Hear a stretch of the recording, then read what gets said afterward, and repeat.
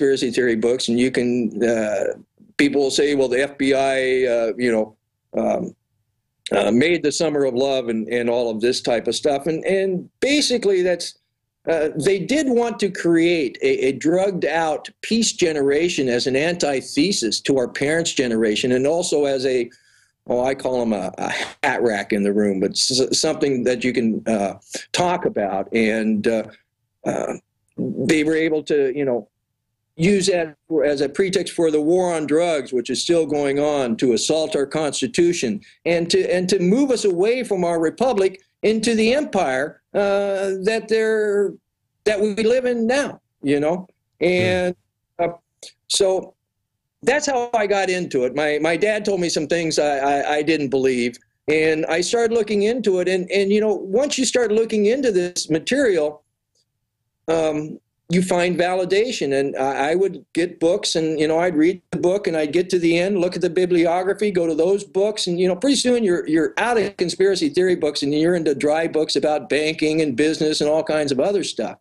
And because it's not easy talking about this stuff to people. I mean, you get called names, you get all kinds of BS, and if it wasn't true, Lord have mercy, I would have dropped it along. Right. I would talk with Anthony Sutton. I asked Anthony. I mean, and in the book there's Anthony's last words, and we took a bunch of things out of his different newsletters and out of his bibliography and put him in there so people know who Anthony was, because Anthony gave up. I asked him one time, was this a good career move, looking into Skull and Bones? Obviously not.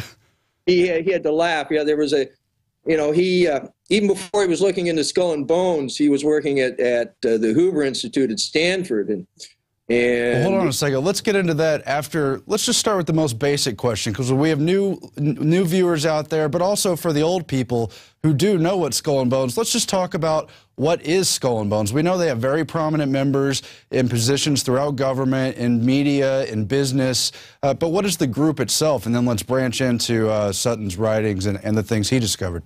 Well, they're a secret society. I mean, they try and say, oh, we're just a fraternity or stuff like that. No, but they are the classic definition of a secret society. And if you look at them through sociology, secret societies are the same all over the world. You've got an outer layer that are good for favors and window dressing. In Masonic circles, they call them porch brethren. Then you have an administrative cadre, because at any time, you have people who turn the lights on and turn the lights off. And then you have a core group. And the core group at Skull and Bones, they're all related. At any secret society, the core group is all related. They're all cousins. Skull and Bones is built around the Cabot family with a very strong substanding of the Whitney family. Right. And those are some of the oldest families in America. For the most part, they go back to royal blood as well. Is that what you found? Well, yes, they go back to royal blood. They also go back to Calvinists. And both Harvard and Yale were set up as schools for Calvinist clerics. And the group that actually came to New Haven, where Skull and Bones is based, were, besides being Calvinists, were hyper-Calvinists.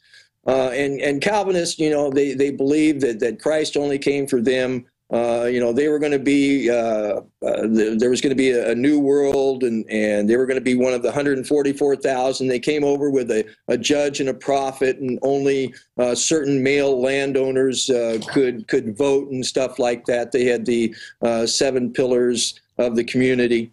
And they also believed in a thing that is called hyper-Calvinism. And with hyper-Calvinism, they not only believe that there's an elect in heaven, but they believe there's an elect in hell. Mm-hmm. And you take that type of belief, and then in the late 1700s and the early 1800s, you had the Enlightenment come in, which brought in Western ritual magic, brought in, the stuff about Egypt and Greece and stuff like that. And you take Western ritual magic, and you kind of marry that, which is very dualistic, and you marry that with this Calvinist belief of there's an elect in hell, and you end up with a group like Skull and Bones, which, when you look at them from an occult standpoint, from a magical standpoint, they're sorcerers who perform death magic. They believe by killing people, they get power. Wow. That's chilling right there. So, but then that's not exactly the things Anthony Sutton was writing about. He was very much dealing with things from foreign policy standpoint. Where does the secret society and ritual magic elements, where does the rubber meet the road with the tangible things we see our government doing and so forth and so on? In Elite Deviants, one thing they talk about, they say that between 1860 and 1960, there were two big, large federal corruptions. Then starting in 1960, we get these huge corruptions that happen that have very big social consequences. And the thing that's most interesting is almost the same players are involved with it, and the same institutions. And you see, it's my contention that one of the things that Skull and Bones does through their control of the government, because, you know, part of their shtick, we can go back to Washington when he was talking. We had a first Illuminati scare here in the late 1700s, and he wrote a letter. Somebody asked him about the Illuminati, and he said, yes, the Illuminati are here, and their tenets, their basic tenet is to divorce us from our institutions and you know, our faith, our family, and our government. And part of their shtick is for them to make us think that our government is bad and evil. And our government is not bad or evil. We need government, okay? But they have corrupted our government and used our government against us, which is just criminal. I mean, these guys are criminal. And part of their thing is they do huge amounts of psychological warfare against us. Most of our election cycles have not been about, will my vote with a bunch of other votes elect a person? Okay, these elections have been controlled for quite a while, and they're about polarization. They're about polarizing us, getting us into different camps so that we don't like those people over there and they don't like us, so that we're just fighting each other. And then the other big thing that they do is, just as in propaganda, psychological warfare, and mind control basically works out of a trance, okay? You put people under hypnosis, okay? You can put the whole country under hypnosis by having them watch TV. Our televisions have a 60 cycle, run on 60 cycles. They have a little flicker in there. That little flicker, you read any book about hypnosis, will tell you that 60 cycles put you into a trance, okay? And the next part of mind control is, once you're into the trance, hypnosis, you won't do things that you normally do, so they'll have you play a character in a book or a play or a movie or something like that. Then beyond that is trauma. They do trauma, and they found out that, you know, if they traumatize little children, they'll split into multiple personalities, and then they can program these different personalities. And then past the trauma is ritual.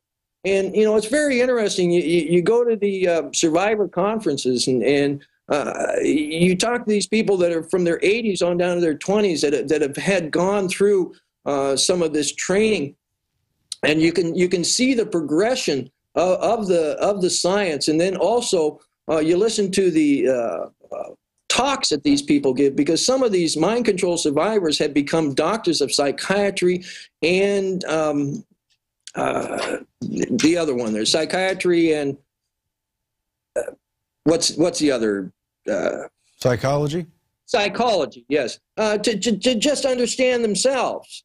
And so one thing that you know, that the secret societal system has done, okay, to play with our minds and to play with our society, they've done these huge big rituals. When you look at the Kennedy assassination, okay, and you look at it really, really hard, at the end of the day, it's a ritual. It's an occult ritual called the killing of the king. It's written about in books, Fraser, in the 1930s. Mm-hmm. And then you look at 9/11, and these are very much straight classic mind control. Okay, and we had the idiot's son, a member of the Order of Skull and Bones, as president when that was done. And when you look at the history of Skull and Bones, they like to have one of their own members, as the head person when they do some of these things, and when they do certain operations. And because like with 9/11, I cannot say over as many times as we saw a plane going into a building over and over and over and over again that morning. I mean, that's classic mind control, okay? Because you've been on an airplane, you've been in an office building, you know that those are innocent people. We sat there and we watched innocent people dying over and over and over again. That puts you into shock, okay? Right. And they smashed this huge big arch type, the Twin Towers, the World Trade Center, that they spent so much money into getting into our heads that this was this big symbol of America's power and everything. And then they smash it, and then they build the country back up the way they want, and where we go to war. And again, like I say, death magic. By killing, 3,000 people, they got the power to take our huge country and all that it possesses to war, okay? And,